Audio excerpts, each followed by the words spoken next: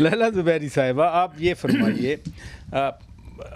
وہ بھی اداکار ہیں، آپ بھی اداکار ہیں، آپ نے فیس ایکسپریشن بھی بنانے ہیں، آپ نے ڈائلاگ بھی یاد کرنا ہے، آپ نے ڈیلیوری بھی دیکھنی ہے،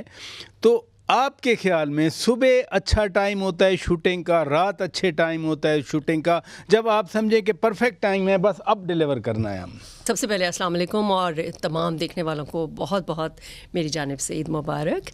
آج کا خوشیوں کا دن ہے اور ہم خوشیوں کے ساتھ یہاں پر بیٹھے ہوئے ہیں اور خوشیوں کی باتیں کرتے ہیں بالکل، اور خوشیاں بانٹتے ہیں عید پہ۔ تو اب آپ کے سوال کی طرف آتے ہیں، تو اس میں جیسے کہ ارشاد صاحب نے کہا کہ اس کا آرٹ کے لیے کوئی ٹائم نہیں ہوتا، کوئی آپ یہ فکس نہیں کر سکتے کہ آپ جو ہے وہ صبح ہی اچھا کام کر سکتے ہیں یا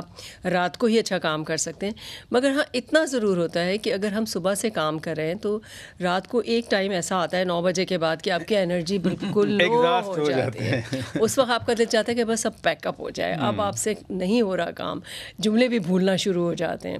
تو اگر صبح سے ہم کام کر رہے ہیں تو واقعی میں پھر یہ جملے جو ہے باقاعدہ رٹا لگانا پڑتا ہے ان کو؟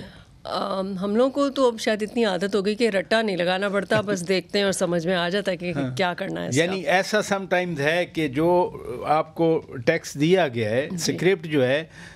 یعنی میننگ وہی رہ جائے، آپ کے الفاظ چینج ہو سکتے ہیں؟ اکثر ہم لوگ یہی کرتے ہیں، مگر کچھ رائٹرز ایسے ہیں کہ جو اپنے جملوں کے معاملے میں بہت پوزیسو ہوتے ہیں،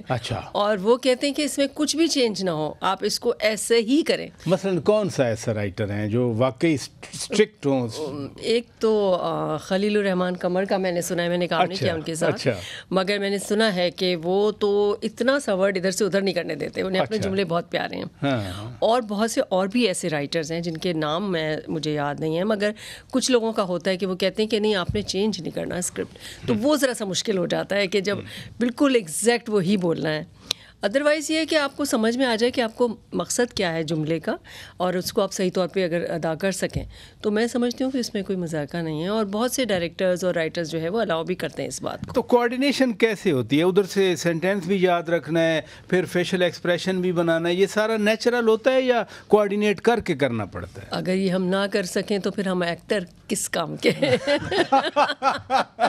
ایکٹر تو وہی ہے کہ جو کانٹینٹ ہوتا ہے اس سے خود بخود ایکسپریشن آ جاتا ہے، وہ آپ کو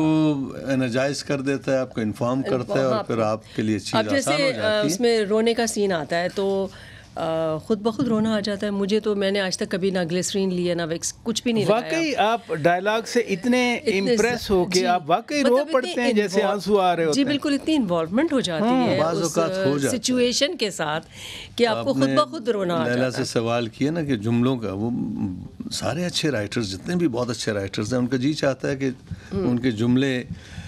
جملوں کو احترام دیا جائے اور اسی طرح سے کہے جائیں، لیکن اسپونٹینیٹی میں چیزیں بدل جاتی ہے، بعض اوقات اور بہتر ہو جاتی ہیں، بالکل، تو پھر وہ اچھے رائٹرز بھی برا نہیں مناتے ہیں۔